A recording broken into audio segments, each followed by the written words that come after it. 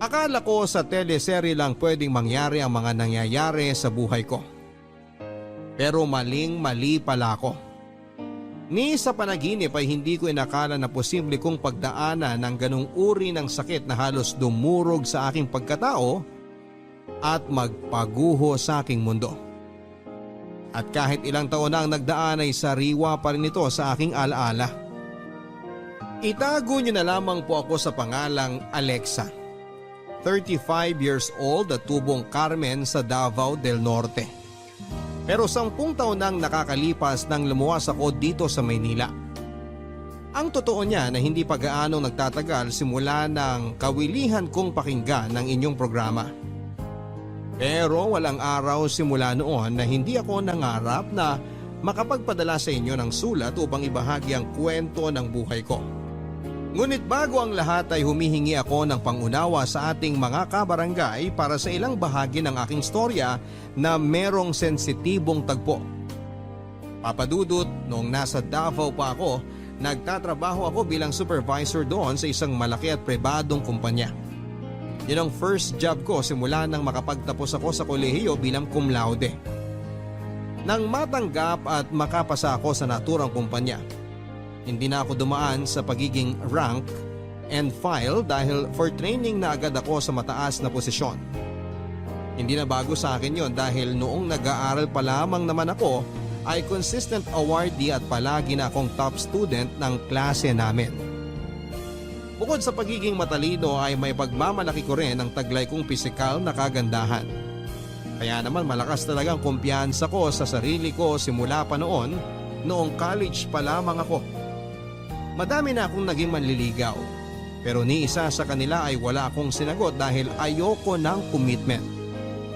Mabilis kasi ako magsawa at aaminin kong hindi ko kailangan ng mga lalaking magsasabi sa akin ng dapat at hindi ko dapat na gawin. Nang magtrabaho naman ako ay puro fling at hook up lang ang naging relasyon ko sa iba't ibang lalaki. Kaya nga kilala din ako bilang playgirl ng aking mga barkada.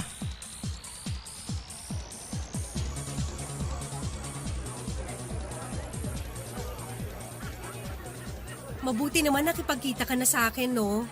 Alam mo namang ikaw lang ang best friend ko tapos palagi ka pang busy these past few days.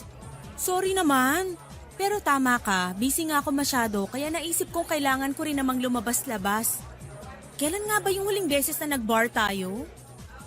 Sandali, meron pa ba tayong ibang kaibigan na darating? Wala na. Niyaya ko sila pero may mga kanya-kanyang commitment sa mga jowa. Kaya ayoko ng ganong klaseng relasyon eh. Merong nagdidikta sa iyo sa mga gagawin mo? Sus, matagal ka na naman ng ganyan. Mas magugulat ako kung medyo lumihis ng konti ang filosofiya mo sa buhay tungkol sa pakikipagrelasyon. Aba, paano naman mangyayari yun? Pag nangyari yun, sigurado magiging napaka-boring ng buhay ko. Biruin mo, iisang tao lang ang palagi kong sasamahan o kakausapin tungkol sa mga bagay-bagay. Hindi ko alam kung handa na ba ako sa ganong relasyon kasi sa ngayon, nag-e-enjoy pa ako sa mga panandalian lang.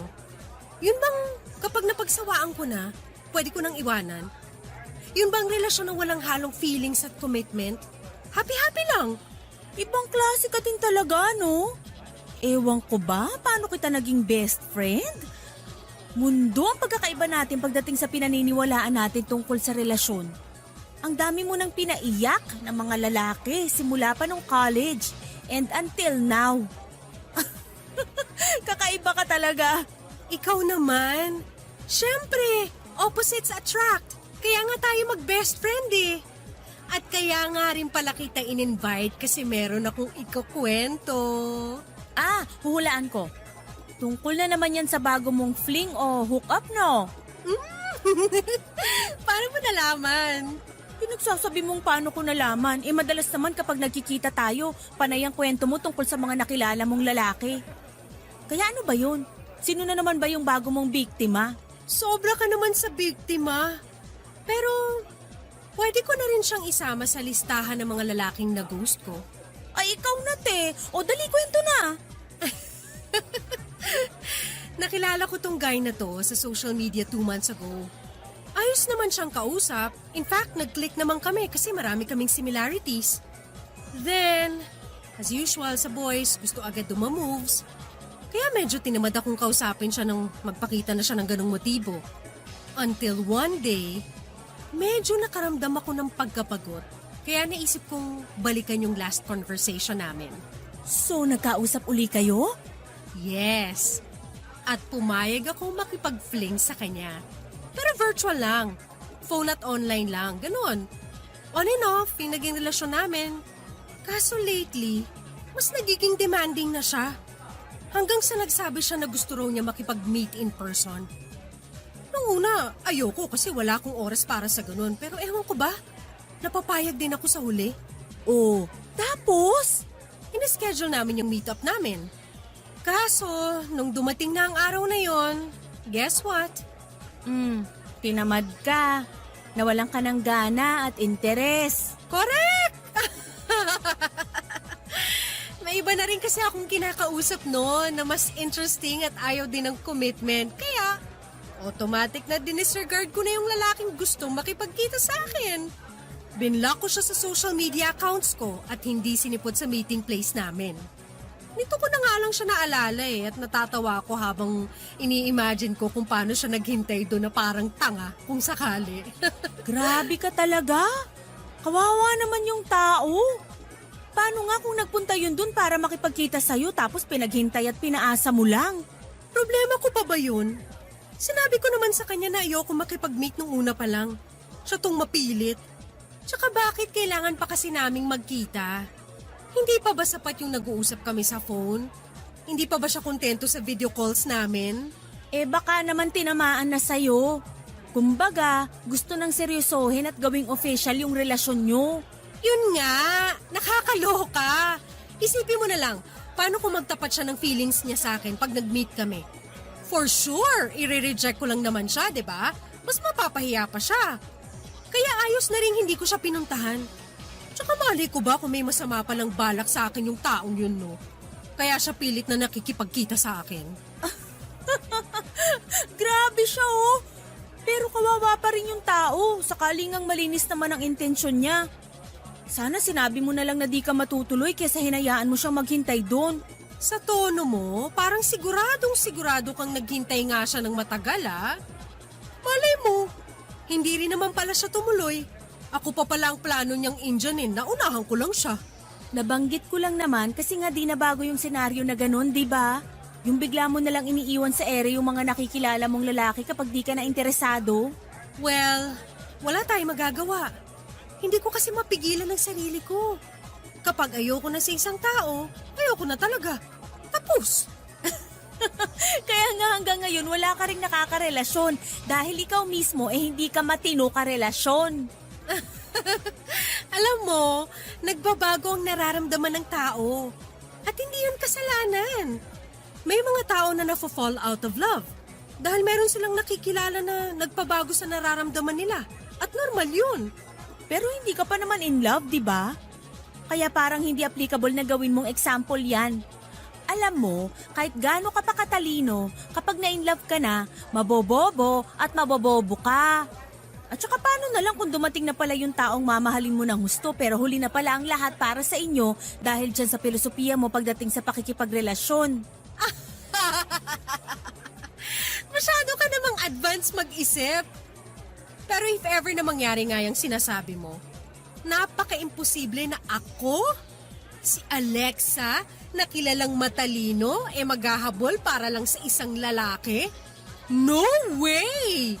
Ako ang hinahabol. Never akong maghahabol sa kanila. Itaga mo yan sa bato. Ay, sabi mo eh. Masyado ka naman nag-aalala dyan. Mabuti pa, uminom na lang tayo.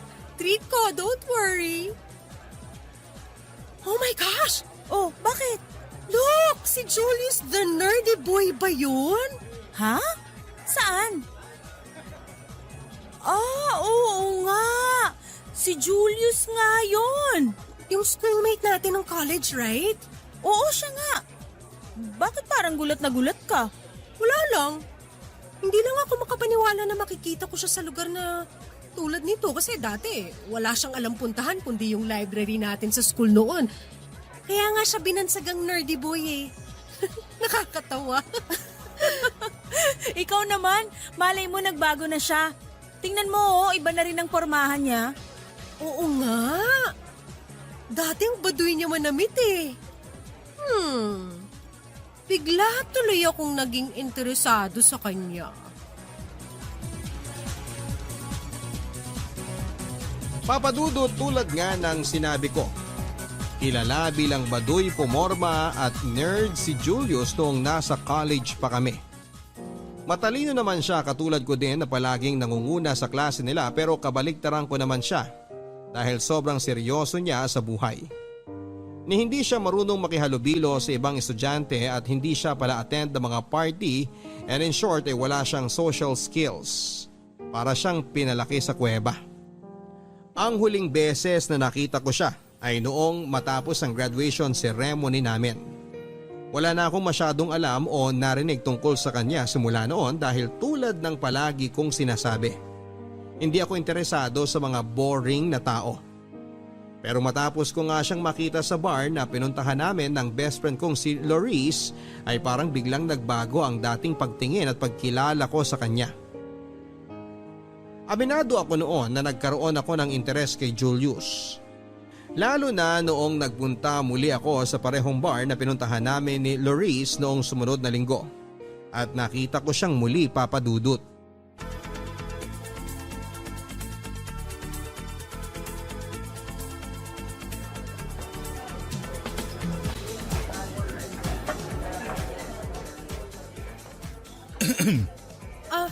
Hey! Hello, here. Binila kita ng drinks. I hope you like it. Thank you. Nag-abala ka pa. No big deal. I'm Julius. At ikaw naman si Alexa, right? Yeah? Hindi mo man lang ba tatanungin kung paano ko nalaman ang pangalan mo? Bakit pa? Mukha namang natatandaan natin ang isa't isa eh. So hindi na kailangan ng ganong intro. That's good to know. Mind if I sit here? May kasama ka bang iba? Oo, kasi mag-isa lang ako. So kung meron kang hinihintay, pwede naman ako umalis na lang. Oh no. Wala akong kasama. Ako lang din mag-isa kaya pwedeng-pwede ka maupo dyan. Thanks. Ang totoo niyan, nakita na kita dati dito sa bar last time. Kaya umasa ako na baka makita kita ulit dito ngayon. Really? Actually, pareho pala tayo nang naisip. Seryoso ba yan? Oo. Matagal na rin since graduate tayo ng college. Wala na akong narinig tungkol sa'yo simula noon. Kumusta ka na ba ngayon, Julius? Ito, ayos naman. Working as a nurse sa public hospital. How about you? Nagtatrabaho na din ako as supervisor sa isang private company dito sa atin. Wow, supervisor ka na pala. Iba ka talaga, Alexa. Simula nung college tayo, kilala ka ng matalino sa school. Kaya naman hindi nakakapagtaka kung mataas na ngayon ang posisyon mo sa trabaho. Ikaw din naman matalino.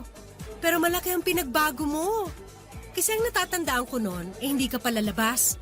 May pagka-introvert ka pa nga eh. Pero tingnan mo naman ngayon, marunong ka na makipag-socialize. Ganun talaga siguro. Napag-isip-isip ko na kailangan ko din lumabas sa comfort zone ko. Para din mag-grow. At isa yun sa mga desisyon kong hindi pinagsisisihan dahil ang totoo niyan, kung hindi ako nagbago, siguradong hindi kita makikita uli. Anong ibig mong sabihin? Hindi ko alam kung nasabi ko na ba sa ito nung college pa tayo na crush kita. Oh my gosh, really? Pero wala akong matandaan kasi nga marami kayo nagsasabi na crush niyo ako. Oo eh. Hindi ko na nga rin maalala kung nabigyan ba ako ng chance na makapagtapat sa'yo noon. Paano ba naman? Ang haba palagi ng linya ng mga lalaking nanliligaw at nagpapapansin sa'yo. Samantalang isang hamak na nerdy boy lang ako noon. Kaya duda rin ako na mapansin mo. Uy, sobra ka naman. Hindi naman ako ganun kasamang tao para hindi ko mapansin ang effort mo. Pero nakaraan na yun. At ngayon nagkita tayo uli. Pakiramdam ko itinadahan na talaga itong mangyari. Kaya nga sinabi ko talaga sa sarili ko na hindi na ulit ako maduduwag. Well, congratulations to you.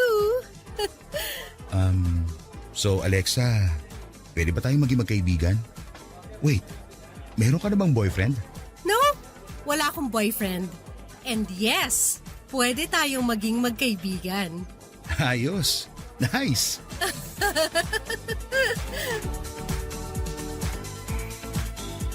Papadudot na puno nga ng kwentuhan at maraming tawanan ng pagkikita namin yon ni Julius. At masasabi kong nag-enjoy talaga akong kasama siya. Na hindi ko na nga namalayan kung anong oras ba kami naghiwalay at bago umuwi ay nagsuggest siya na ihatid ako sa aking apartment. Bagay na hindi ko naman tinanggihan dahil ng araw na yon ay hindi ko dala ang kotse ko. Nagpalitan na rin kami ng numbers at nagfaluhan sa social media dahil malakas ang pakiramdam namin na hindi yon ang magiging una't huli naming pagkikita. Kahit ako sa sarili ko ay hindi ko rin mapigilang ma-excite sa mga susunod pa naming paglabas na hindi nga nagtagal ay nangyaring muli. Dumalas ang pagkikita at paglabas namin ni Julius, Papadudot. Hanggang sa formal na rin niya akong niligawan. Bagay na hindi ko tinanggihan pa. Pagkalipas lang ng ilang buwan ay sinagot ko na siya at opisyal na ngang naging kami. Oo, walang-wala talaga sa karakter ko ang pagpayag na magpaligaw kay Julius. Pero nang maging kami, pakaramdam ko noon, naging totoo ang saya sa dibdib ko. Palibasa sa unang pagkakataon ay naranasan ko na ma-in love. Papadudot, noon lang talaga ako na in love sa tanang buhay ko. Bagong-bago sa akin ang pakiramdam kasi hindi ako sanay na nananatili sa isang pangmatagalan at seryosong relasyon. Pero nagbago ang lahat nang muli kaming magkita ni Julius.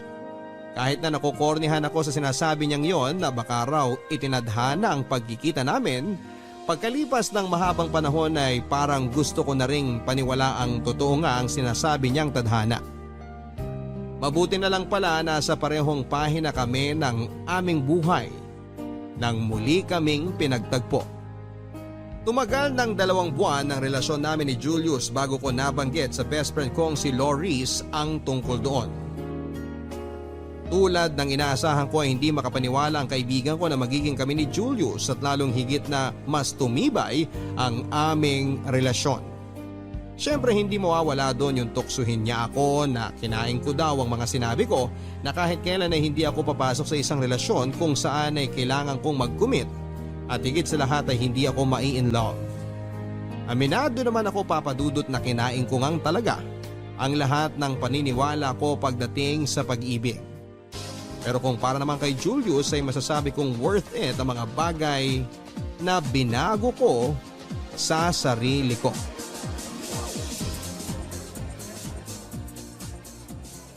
Mabuti naman nakipagkita ka na sa akin. Malapit na talaga ako magtampo sa'yo eh. Hala, bakit naman? Paano? Nauubos na masyado ang panahon mo sa Julius na yan. Di mo na ako masyadong pinapansin o nire-replyan sa mga chat and text ko sa'yo. Kailan mo ba kasi planong hiwalayan si Julius, ha? It's been 2 months. Usually, araw o linggo lang ang tinatagal ng mga nakakarelasyon mo eh. Ewan ko ba? Pero parang hindi ko kayang hiwalayan si Julius.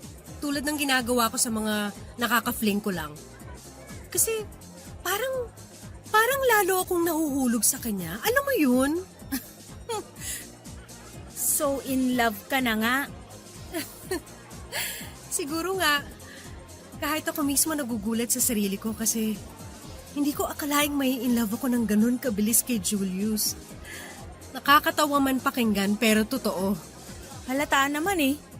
Pero di naman sa sinisira akong kaligayahan mo ha. Kaya lang, di ka ba natatakot? Natatakot saan?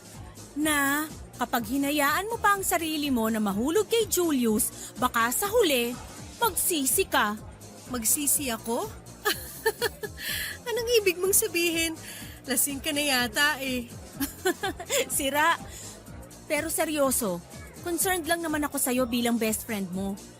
Ayoko namang matulad ka sa akin, nakaka-break lang sa boyfriend ko dahil nag-cheat sa akin yung gago. Hindi naman siguro gagawin ni Julius sa akin yun, no?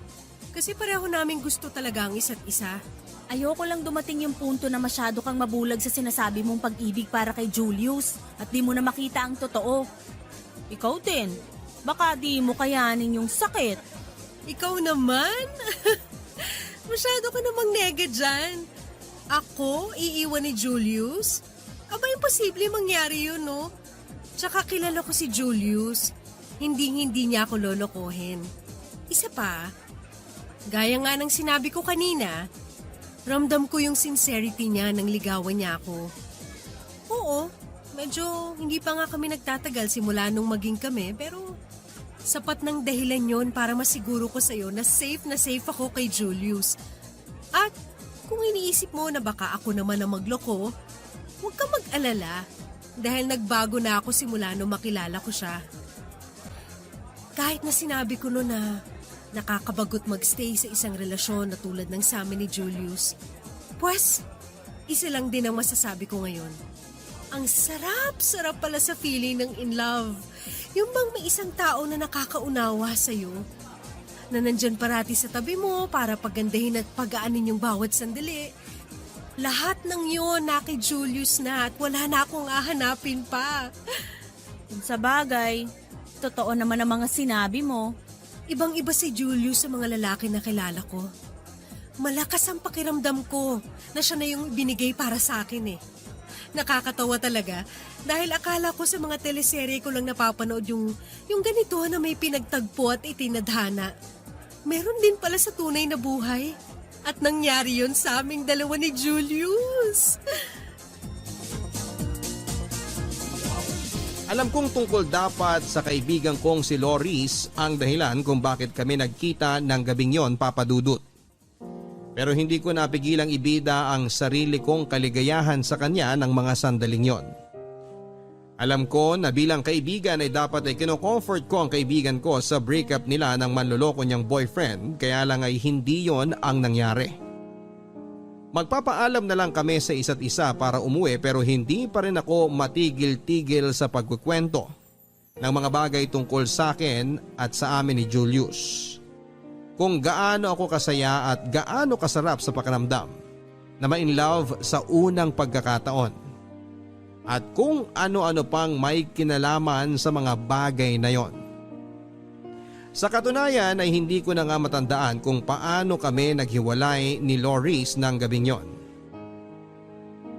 Basta ang alam ko, abala akong katext si Julius. Pero masisisi niyo ba ako kung ganon yung nararamdaman ko ng panahon na yon? Palibasa, noon lang ako nagkaroon ng permanenteng relasyon, noon lang ako nagseryoso sa isang tao. Kahit kailan ay hindi sumagi sa isipan ko na posibleng masira ang matibay na pundasyon ng aming relasyon ni Julius, Papa Dudut. Na kahit kailan ay hindi niya ako pagtataksilan tulad ng ginawa ng boyfriend ni Loris sa kanya. Malaki ang tiwala ko na magtutuloy-tuloy ang aming masayang pagsasama ni Julius bilang magkasintahan. Kaya hindi na rin ako nagdalawang isip na ibigay at ipagkatiwala sa kanya ang sarili ko. Hanggang sa nagbunga nga ang aming pagmamahalan. Pero ni sa panaginip ay hindi ko naisip na isa palang bangungot para kay Julius ang aking pagbubuntis.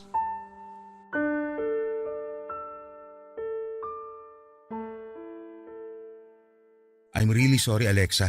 Pero hindi ko matatanggap ang batang yan. Anong sinabi mo? Sira na ba ang ulo mo? Sira ulo na kung sira ang ulo. Pero hindi ko pananagutan ng batang ipinagbubuntis mo. Paano ako nakakasiguradong anak ko nga yan? Anong sinabi mo? Nagdududa ka na hindi ikaw ang tatay nitong ipinagbubuntis ko? Bakit? Imposible ba mangyari yon? Kilala kita. Hindi ka marunong makontento sa iisang lalaki. Anong malay ko na kapag hindi tayo magkasama may iba kang kinakalantari? Ang kapal naman ng pagmumukha mong pagbintangan ako ng ganyan! Gago ka! Ang sakit doon ah! Kulang pa yan, Julius! Kulang pa yan dahil sa harap-harapan mong panginsulto sa akin! Wala akong pakialam sa nararamdaman mo, Alexa. Dahil ang totoo niyan, nagpunta talaga ako dito para formal nang makipaghiwalay sa'yo. Ano? Gusto ko nang tapusin ang relasyon na to. Kasi hindi na ako masaya sa'yo. Hindi na kita mahal. Ang tumatakbo lang sa isip ko ngayon ay ang makipaghiwalay sa'yo. Sandali! Sandali lang, Julius. Ano bang sinasabi mo? Bakit mo naman naisip na makipaghiwalay sa akin ng biglaan? Ano bang ginawa ko para magkaganyan ka, ha? Ang dami mo namang tanong eh. Akala ko ba matalino ka? O bakit hindi mo maintindihan yung punto ko? Kailangan ko pa bang isulat tapos lagyan ng mga drawing para maintindihan mo ang sinabi ko? Oo! Kailangan mo ipaliwanag sa akin isa-isa kung anong klaseng kapaliwan ang pumasok sa utak mo. Para bigla mong gustuhin na tapusin ang lahat ng namamagitan sa atin. Kailangan mong ipaintindi sa akin ang mga dahilan mo dahil wala akong maintindihan kahit isa. Ano bang mahirap intindi sa mga sinabi ko, ha? Gusto mo pa ba talagang idikdik ko sa pagmumukha mo na ayoko na sa'yo? Na gusto ko na makipaghiwalay? Sa totoo lang, hindi naman talaga ikaw ang babaeng nakikita ko na makakasama ko habang buhay. Hayop ka nga talaga! May pasabi-sabi ka pa na itinadhana ang pagkikita natin. So sinabi mo lang yon para paikutin ako? Ha? Ano, sumagot kang hayop ka? Ay, bakit ba ang dami mo pang tanong? Aalis na ako. At saan ka pupuntang lintig ka? Ha? Ano ba? Bitiwan mo nga ako. Julius, ano ba? Sabihin mo nagbibiro ka lang. Hindi mo ako iiwan. Hindi ka makikipaghiwalay sa akin. Please, huwag mo namang gawin sa akin to.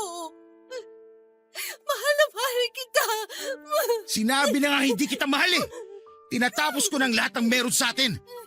Pasalamat ka nga hindi tayo masyado nagtagal dahil kung sakali, lolokohin lang natin ang mga sarili natin. Kaya bitiwan mo na ako, ano ba? Bigyan mo naman ng kahihiyan ang sarili mo, Alexa! Hindi ka sabi pwedeng umalis ng basta-basta. Paano na lang ang anak natin, ha? Napakawalang hiya mo rin talaga, no?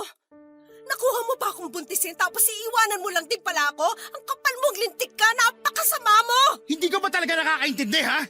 Di ba sabi ko ayoko sa batang yan? Kaya wala akong pakialam dyan, no? Sa anong mali ko? Mamaya pala hindi akin yan tapos gusto mo lang panagutan ko. Pwede ba, Alexa? Hindi ako tanga. Hayop ka talaga! Ang kapal na mukha mo! Ano ba? Buisit kang babae ka! Ano ba? Itigil mo yan!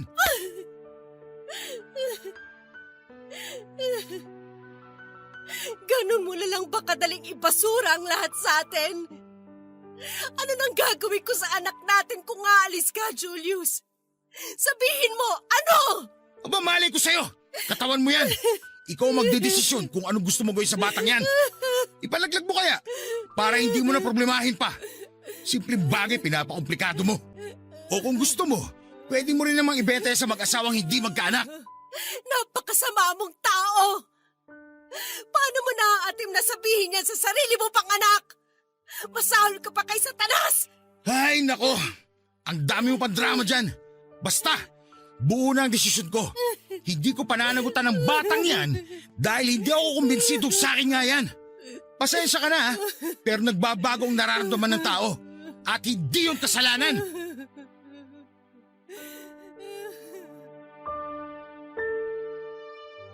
Hindi ako maniniwala nang basta na lamang nagising si Julio sa isang araw na hindi na niya ako mahal, Papa Dudut.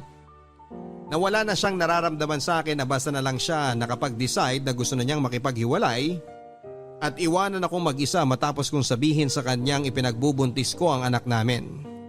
Sa totoo lang, kaya kong palagpasin ang harap-harapan niyang pangiinsulto sa akin.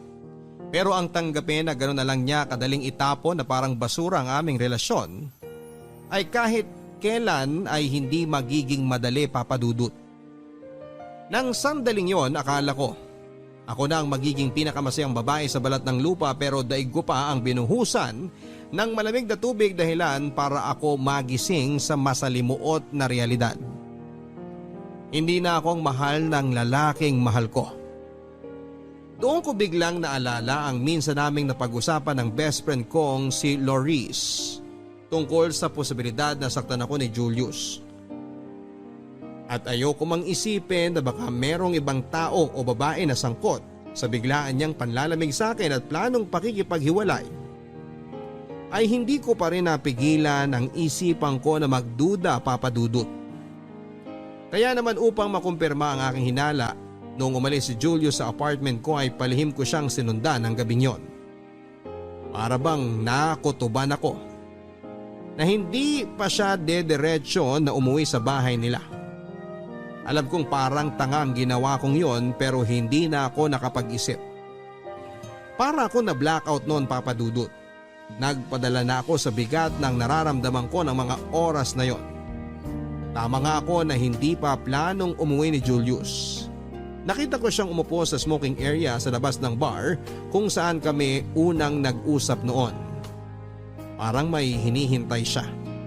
At pagbaba ko ng sasakyan ay kitang-kita ng dalawang mata ko kung paano siya nakipaglandian habang hinahalik-halikan sa pisngi ang babaeng lumapit sa kanya. Ang bago niyang babae ay walang iba kundi ang best friend ko na si Loris Papadudut. Sinong mag-aakala nang walang hiya ko palang best friend ang aahas sa aking boyfriend? Nakakatawa dahil ni sa hinagap ay hindi ko naisip na posibleng mangyari sa akin ang mga eksena sa teleserye na madalas ay napapanood ko lamang. Daig ko pang sinaksak ng patalikod ng 1,000 beses, Papadudut. Nang makita kong parang linta na nakalingkis si Loris kay Julius, ay hindi ko na napigilan ng galit sa aking puso. Nang sandaling yon ay parang gusto kong pagpira-pirasuhin ng buhay ang traidor kong best friend. Naisip kong paano naaatim ni Loris na makipag-sweet-sweetan kay Julius samantalang alam na alam naman niyang may relasyon kami ng lalaking nilalandi niya. Tandang-tanda ko pa kung paano ko yon ipinamumukha sa kanya, kaya wala siyang dahilan para aksidenteng agawin ng boyfriend ko sa akin. Magkahalong sama ng loob at galit ang nangingibabaw sa akin ng mga sandaling yon, Papadudut. Kaya naman hindi ko na hinayaang maglandian pa sina Julius at Loris. Lalo lang nagdidilim ang paningin ko kaya hindi ko na napigilan ang sarili ko na gumawa ng eksena at sugurin silang dalawa.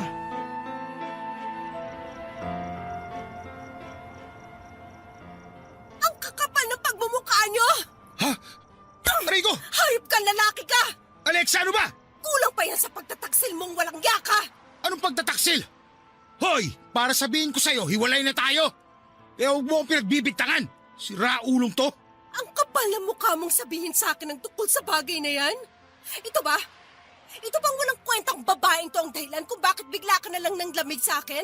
Ha? Siya ba? Alexa, ano ba? Nakakahiya, pinagtitinginan tayo ng mga tao. At ako pa talaga ang dapat mahiya dito? Hindi ba? Sa ating tatlo, dapat kayo ang mahiya at hindi ako? Sandali. Traidor kang hayop ka! Ha? Aray! Ano ba, Alexa? Nasasaktan Ano ba? Tumigil na kayo! Leche ka, Alexa! Lumayo ka na! Nasisiraan ka na talaga ng ulo, Alexa! Kulang pa nga yung pananabunod ko eh. Dapat sa iyong ahas ka ay kinakalbo. Ang kati mo rin eh, no? Paano mo nagawang akitin si Julius, ha? Samantalang alam mo naman kami, di ba? O baka naman nagbibingi-bingihan ka lang nung nagkukwento ako sa iyo kung gaano kami kasaya at kaperpekto para sa isa't isa. Ano? Para sabihin ko sa'yo, una ko nagustuhan at minahal si Julius. Anong sabi mo? Siguro nga panahon na para malaman mo ang totoo, Alexa. College pa lang tayo, in love na ako kay Julius. Akala ko nung una mawawala din ang pakiramdam kong yon. Lilipas din. Pero nung muli kaming magkita, bigla na lang bumalik lahat ng nararamdaman ko para sa kanya na akala ko matagal nang patay. Kaya ba nang malaman mong naging kami ni Julius, inainggit ka? Nagkataon namang nagkalabuan kayo ng ex-boyfriend mo kaya mo nilandi ang boyfriend ko? Aba, magaling ka rin talagang ahas ka, no? Paano mo nagawang traidorin ng best friend mong hayop ka? Para sabihin ko sa'yo, unang naging akin si Julius. Tsaka noon pa man, wala ka nang pakialam sa kanya, di ba? Bigla ka na lang nagka-interes dahil hindi na siya katulad ng dati. Akala mo ba hindi ko alam na isang araw itatapon mo rin siya na parang basura kapag nagsawa ka na? At para sabihin ko sa'yo, matagal nang tapos ang pagkakaibigan natin. Hindi ko nga alam sa sarili ko kung bakit pa kita sinasamahan samantalang wala naman akong napapala sa'yo eh. Napaka makasarili mo, Alexa. Wala kang bukang bibig kundi kung gaano ka kagaling at katalino sa lahat ng bagay. Puro na lang ikaw, ikaw, ikaw. Paano naman ako? Si Julius na lang ang meron ako, hayop ka. Pati ba naman siya kinuha mo pa? Aba, kasalanan ko ba kung sa ating dalawa ay mas nakakalamang ako? Ako ang pinakamaganda, matalino at sikat sa mga lalaki. At ikaw, palaging huli. Hindi magaling sa mga bagay-bagay at higit sa lahat, pangit. Nakakaawa ka, Loris. Nakakaawa ka. Kahit anong sabihin mo, ikaw pa rin ang iniwan sa atin. Ikaw ang mas kawawa. Dahil ahas ka. Mga agaw, traidor, malandi, higad. Pwede ba, Alexa, tumigil ka na? Walang inagaw si Loris sa'yo. Ako ang kusang pumili sa kanya dahil noon pa man siya na gusto ko at hindi ikaw. Anong sinabi mong demonyo ka? Gawa-gawa ko lang naman kung ano mga sinabi ko sa'yo nung magkita tayo eh. Na mahal kita, gusto kita, at itinadhana ang pagkikita natin. Ang totoo niyan, diring-diri ako sa'yo at ayoko mapalapit sa'yo, Alexa. Pero lahat ng yun, tiniis ko para sa kuya ko. Kuya mo? Natatandaan mo ba yung lalaking nakilala mo noon sa social media? Yung nakafling mo? Kuya ko yon, Alexa. Nag-iisang kapatid. Pero salamat sa'yo dahil patay na siya ngayon. Simula nung paasahin mo siya at hindi si puti sa lugar na pinagkasunduan nyo, nasaktan siya ng husto. Simula nung maglaho ka na lang na parang bula sa buhay niya, matapos ang lahat-lahat, nawala na siya ng gana magpatuloy pa. Isang araw, nagsimula na siyang hindi kumain. Nasundan pa yun ng nasundan hanggang sa tuluyan na siya ng hina. Nagkaroon din siya ng iba pang sakit na dahilan para bumigay ang puso niya. Alexa, namatay ang kuya ko dahil sa'yo. Kasalanan mo kung bakit nawalan ako ng kapatid. Kaya masahol ka pa sa demonyo. Kaya ba pinlano mong mapalapit sa akin? Para ipaghiganti ang kuya mo? Salamat na lang kay Loris dahil nalaman ko na ikaw ang walang yang babaeng hindi sumipot sa pagkikita niyo ni kuya noon. At hayop ka din, no? Ibinida mo pa talaga ang ginawa mo. Tao ka pa ba? Kaya simula nun, para makapaghiganti ako, sinubukan kitang paikutin. At mukhang nag-work naman dahil in love ka na sa akin. Nagtagumpay ako sa plano ko. Nasaktan ka. Naiwan ka na lang din basta-basta katulad ng ginawa mo nun sa kuya ko. Napaasahin kami forever tayo pero umasa ka lang sa wala kasi suka-suka talaga ako sa'yo. Hindi kita minahal. Hindi kita mamahalin kahit kailan. Si Loris lang ang mahal ko. Siya ang gusto kong makasama at hindi ang katulad mong kampo ni Satanas! Walang niya ka! Ikaw ang demonyo sa ating dalawa! Niloko mo ko! Pinaglaruan, pinaasa! Masahol ka pa sa hayop!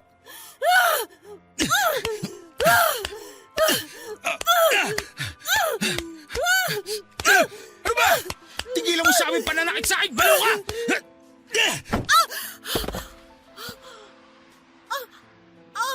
Aray! Dugo! Hayop ka, Julius! Anong ginawa mo sa anak natin?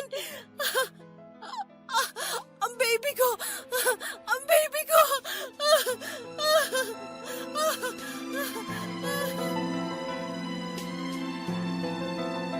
Matapos akong itulak ni Julius, nakita ko na lang na ang dami ng dugo sa hita ko. Doon ako nakaramdam ng pagkataranta at labis na takot. Hindi para sa sarili kong kaligtasan kundi sa buhay ng 2 linggo ko pa lamang na baby. Tandang-tanda ko pa kung paano nagkaroon ng komosyon sa naturang bar kung saan kami gumawa ng eksena. At bago ako tuluyang mawala ng ulirat, ang huli kong natatandaan ay ang paparating na ambulansya. Nang magbalik ang malay tao ko ay nasa ospital na ako, Papa Dudut. Pero doon ko na rin nalaman ang masamang balita. Wala na ang baby ko. Patay na siya. Nang sandaling yon ay hindi ko na napigilang humagulhol. Gusto kong magwala dahil sa labis na sakit at kabiguan na naramdaman ko sa aking dibdib. Pero hinang-hina ako ng mga oras na yon. Ang kaawa-awa kong anak na wala na lang siya nang hindi man lang nasisilayan ng mundo. At ang mas lalo pang naging malaking dago ay ang katotohanan na ang may kagagawan kung bakit wala na siya ay ang sarili pa niyang ama, si Julius. Tumagal ako ng 1 buwan sa ospital dahil hindi kaagad nanumbalik ang lakas ko. Parang gusto ko na rin kasing mawala na lamang at sundan ang anak ko sa kabilang buhay. Mabuti na lamang dahil inalalayan ako ng aking pamilya. Dahil doon kahit papaano ay mas pinili ko pa rin mabuhay. Mag-isa lang ako ng araw na ma-discharge na ako sa ospital. Palibasa hindi rin naman ako sanay na nakadepende sa ibang tao. Maging malapit ko man silang pamilya o kaibigan. Ang sabi ko sa mami ko ay hintay na lang ako sa bahay dahil kaya ko naman ang sarili ko. Nakisuyo na rin ako kay mami na dalhin ang sasakyan ko sa ospital at ipark sa basement parking at babayaran ko na lang ang parking fee kung magkano man ang aabutin paglabas ko. Isang araw bago ako ma-discharge. Iniwan sa akin ni mami ang susi ng sasakyan ko. Nang araw na pwede na akong umuwi nang makarating na ako sa parking lot ng ospital. Sakto namang nakita kong papalabas ng kanilang kotse ang traidor kong best friend at ang manloloko kong ex-boyfriend. Papadudot muling nanumbalik ang matinding galit at puot sa aking dibdib. Lalo pa nga itong nagatungan nang makita kong hinihimas ni Loris ang kanyang tiyan na halatang medyo lumalaki na habang maingat naman siyang inaalalaya ni Julius. Dahilan para mas lalo ko silang kamuhian.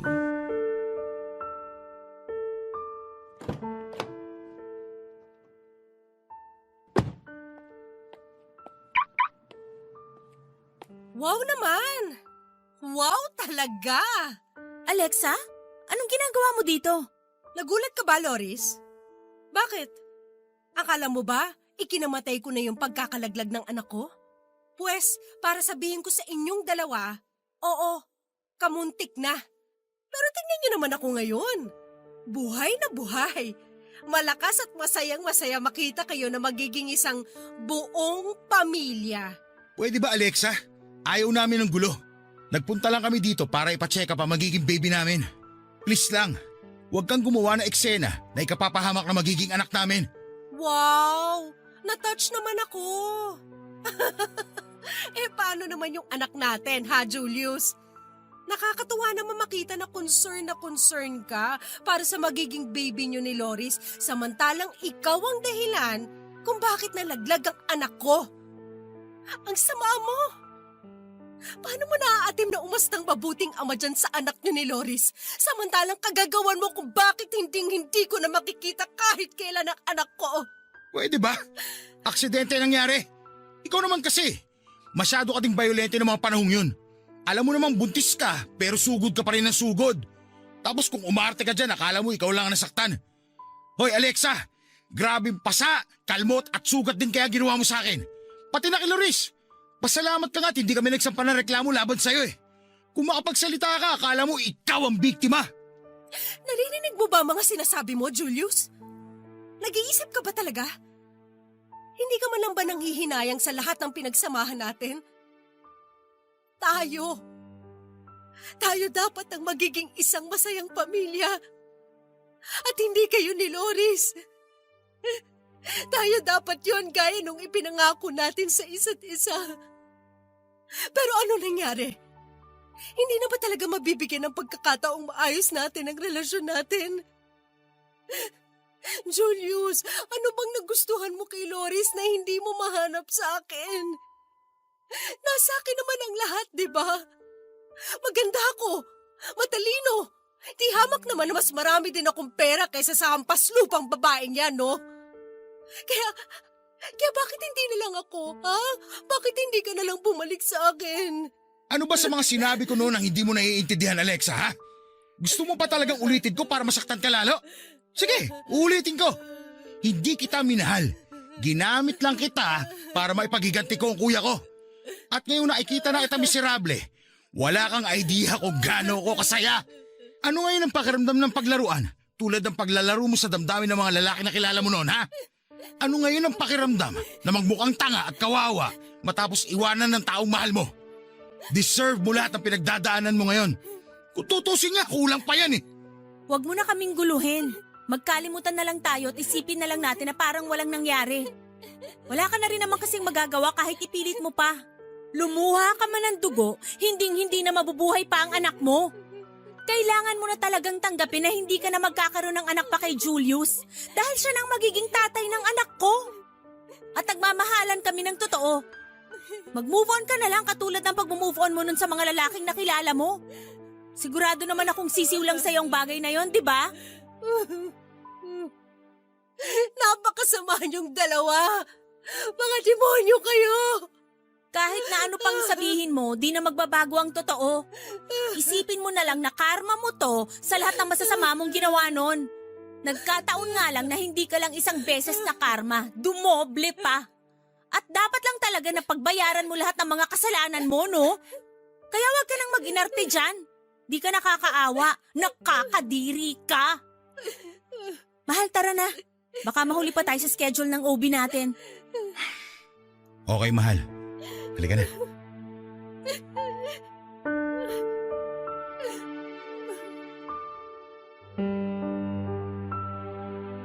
Luhaan akong iniwan ni na Julius at Loris ng sandaling yon, Papa Dudut. At dahil sa hindi ko maipaliwanag na sakit na aking nadarama, kaya napahagulhol ako sa loob ng sasakyan ko. Matapos nilang umalis. Mabuti na lang dahil nagawa ko pang tawagan ang aking mami para magpasundo. Hindi ko na rin naman kayang mapag-isa ng panahon na yon. Pagdating ko sa bahay ng mga magulang ko ay agad akong nagkulong sa kwarto. Umiyak lang ako ng umiyak noon habang pilit na binubura sa aking isipan ang mga eksena kung saan ay masayang masaya sina Julius at Loris kasama ang magiging anak nila.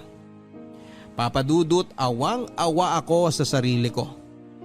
Yung dati ako na malakas, matapang at matalino ay tila naglahong parang bula sa kalawakan at napalitan ng mahina at miserableng bersyon ko. Nang mga panahon na yon ay dumanas ako ng labis na depression. Una na doon ay dahil sa pagkawala ng aking baby. Ikalawa ay ang pagtataksil ni Julius at pagiging traidor ni Loris. At huli ay ang pagsasabwatan nilang dalawa para maghiganti sa akin. Pakiramdam ko ako na ang pinakawalang kwentang tao sa mundo, Papa Dudut. Dahil kung totoo man ang doble karmang sinasabi ni Loris ay parang sobra-sobra naman yatang sakit ang ganti sa akin ng tadhana.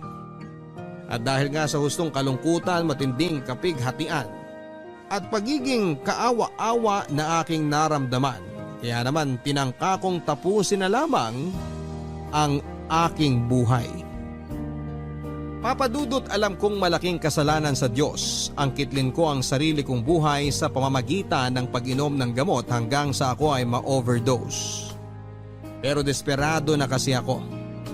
Sa dami ng trahedyang nangyari sa aking buhay ay hindi ko na alam kung paano gumising sa umaga ng masaya at masigla katulad ng dati.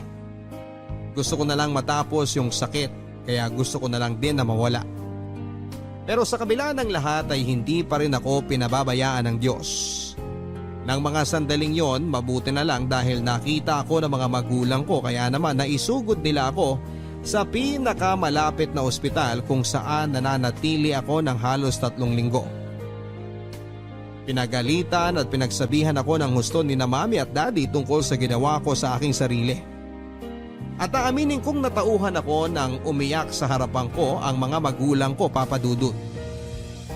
Doon ko na-realize na hindi pala ako nag-iisa sa labang pinagdaraanan ko, na merong mga taong nagmamahal sa akin at handang tumulong sa akin sa mga panahong pakiramdam ko ay mag-isa na lamang ako.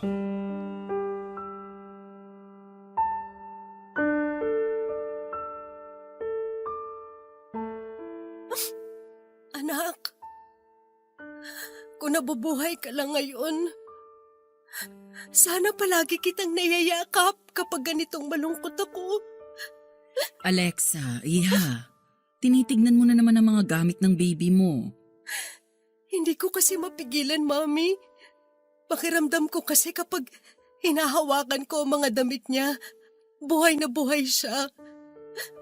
Kapag nandito ako sa dapat na magiging kwarto niya, feeling ko hindi talaga siya nawala.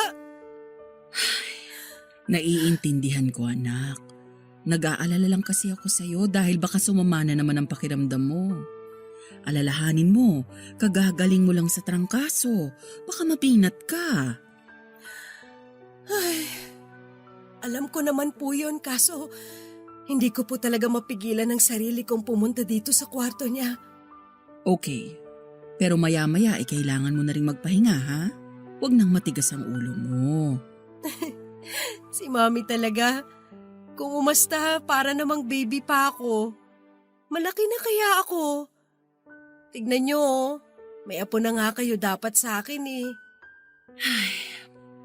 Alexa anak, alam kong sobrang sakit pa rin sa'yo nang nangyari, lalo na para sa una mong baby. At maniwala ka dahil nasaktan din kami ng husto ng daddy mo.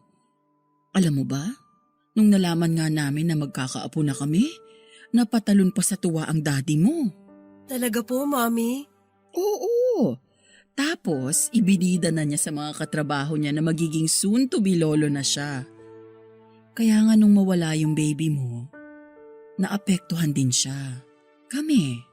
Pero anak, noong ikaw naman ang kamuntik nang mawala sa amin ng daddy mo, halos gumuho ang mundo namin. Alexa, alam namin na masakit at masalimuot ang mga pinagdadaanan mo. Pero nandito lang naman kami na mga magulang mo para samahan ka eh. Kapag nararamdaman mo na parang gusto mo nang ulit sumuko, katukin mo lang kami sa kwarto. Makipagkwentuhan ka sa amin. Huwag na huwag kang mahihiya. Kahit pa sa kalagitnaan ng tulog namin, walang problema. Kung malungkot ka o gusto mong may mapagsabihan ng problema mo, pwedeng-pwede mo kaming iyakan gaya nung bata ka pa sa tuwing may umaaway sa'yo. Nandito kami lagi para sa'yo, anak. Alam ko naman po yun, Mami eh.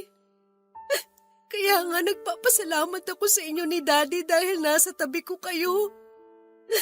Kung wala kayo, makawala na rin po ako. Mahal na mahal ka namin ng daddy mo. At hindi magbabago yun. Tandaan mo yan, anak. Kahit na pinalaki ka naming matapang, matalino at independent, palagi pa din kaming nandito ng daddy mo para sa'yo. Hanggat buhay kami, huwag kang magdadalawang isip na lumapit sa amin. Maraming salamat po sa lahat ng mga sinabi niyo sa akin, Mami. Ang totoo niyan, hindi ko po talaga alam ang gagawin sakaling wala kayo ni Daddy sa tabi ko. Hindi ko alam kung paano magpapatuloy at kung paano haharapin ang buhay. Maraming salamat po dahil hindi rin kayo nawala kahit napakiramdam ko mag-isa na lang ako. Aba, syempre naman no. Gusto pa namin ng daddy mo na makita at makasama ang mga magiging apo namin sa iyo pagdating ng araw. Sa ngayon, mananatiling ikaw pa din ang baby namin. Puro ka talaga biro, Mami. Sinabing malaki na ako eh, hindi na ako bata. Basta kahit magkauban ka na, baby pa rin kita.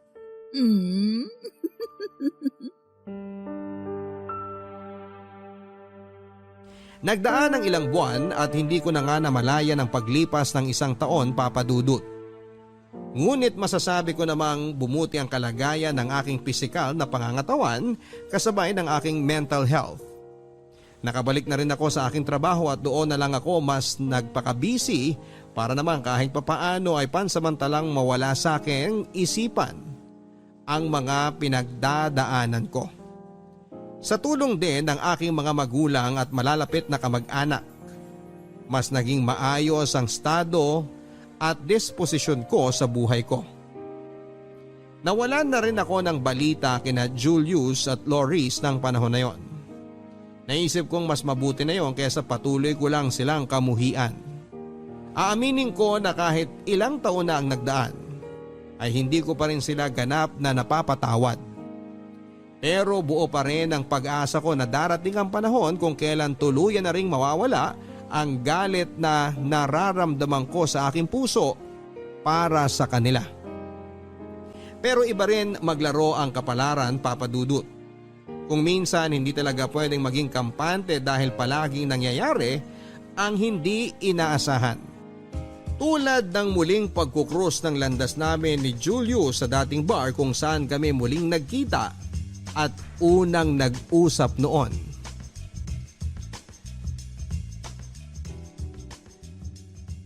Alexa, Di ba diring-diri ka sa akin? O bakit lumalapit ka sa akin ngayon? Gusto lang kitang makausap. Alam mo, gusto kong matawa. Pero para saan pa? Natatandaan mo pa ba na sa lugar na to tayo nagkita ulit pagkatapos nating graduate? Tapos pagkalipas ng 1 taon, nandito na naman tayong dalawa. Yung totoo, Julius, parte ba to ng may sa demonyo mong plano? At saka, nasaan ang traidor kong kaibigan? Baka naman mamaya bigla siyang lumitaw sa kung saan para sugurin ako o saktan, ha? Ngayon pa lang binabalaan ko na kayo. Ipapupulis ko kayo talaga. Alexa, please. Huwag ka mag-alala. Wala dito si Loris. Hindi ko siya kasama. Actually, matagal na kaming hindi nagsasama. At gusto mong paniwalaan ko mga sinabi mo? Pwede ba? Kayo pang dalawa ni Loris hindi magkasama? Pareho kayo mga tanga? Totoong sinabi ko. Hiwalay na kami. Halos 6 na buwan na rin. Wow naman! Bago sa pandinig ko yun, ha? Samantalang nung una, halos kambal tuko kayong di mapaghiwalay. Tapos ngayon bigla mo na lang ibabalita sa akin ang tungkol sa bagay na yan? Bakit ano bang inaasahan mong marinig mula sa akin? Pues kung gusto mong malaman kung masaya ba ako dahil mukhang wala din kayong forever, sige, aaminin ko, masayang masaya ako. Sa sobrang saya ko, parang gusto kong ilibre ang lahat ng taong nasa bar na to. I'm really sorry sa mga kasalanang nagawa ko sa iyo noon at sa anak natin. Pwede ba? Kung kailan naman hindi ko na kailangan ng paghingi mo ng tawad, tsaka mo naman sasabihin yan? Ano ba to, lokohan? Pwede ba, Julius? Umalis ka na lang. Ayaw kitang kausap. Please, makinig ka muna sa akin oh. Nagsisisi ako sa mga kasalanang ginawa ko sa iyo noon. Na-realize ko na maling-mali na sinaktan kita at pati na din ang baby natin. Siguro nga pinarusahan din kami ni Loris dahil sa mga hindi magandang ginawa namin sa'yo. Anong ibig mong sabihin? Masyadong biglaan ang mga pangyayari. Akala namin okay yung baby pero nagkaroon ng komplikasyon hanggang sa ipanganak siyang premature ni Loris. Ni hindi nga inabot ang 1 buong araw yung anak namin at kaagad din binawian ng buhay. Ang sakit-sakit palang mawala ng anak habang buhat-buhat mo to. Pagkatapos mawala ng anak namin, nagsimula na rin maging kakaibang asal ni Loris. Bakit ano nangyari? Naging baliw na siya, Alexa. Naging siraulo. Hindi na siya yung babae na gustuhan ko. Minsan nakikita ko na lang siya nakatulala at nakatingin sa malayo. O kaya nagsasalita ng mag-isa na akala mo may kausap. Naabutan ko pa nga siya na kinakantahan yung manika sa bahay na binili namin para sana sa magiging baby namin. Alexa, pinipilit niyang yun daw ang anak namin. Ano ba naman yun? Kung hindi ba naman siya isa't kalahating baliw, hindi ba? Ikumpara ba naman yung anak namin doon sa manika? Kaya yun, para matigil na siya sa kabaliwan niya, ipina-admit ko siya sa isang mental institution. Doon siya nararapat, kasama yung mga kapwa niyang sintu-sinto. Ano? Nagawa mo yun sa nanay ng anak mo? Tao ka pa ba? Bakit? Para naman sa kanya yung ginawa kong yun ah. At least hindi siya nag-iisa sa kabaliwan niya. Ang totoo niyan, Alexa, pagkatapos siyang mawala sa buhay ko, may isa pa akong na-realize. Na ikaw pala talaga ang mahal ko.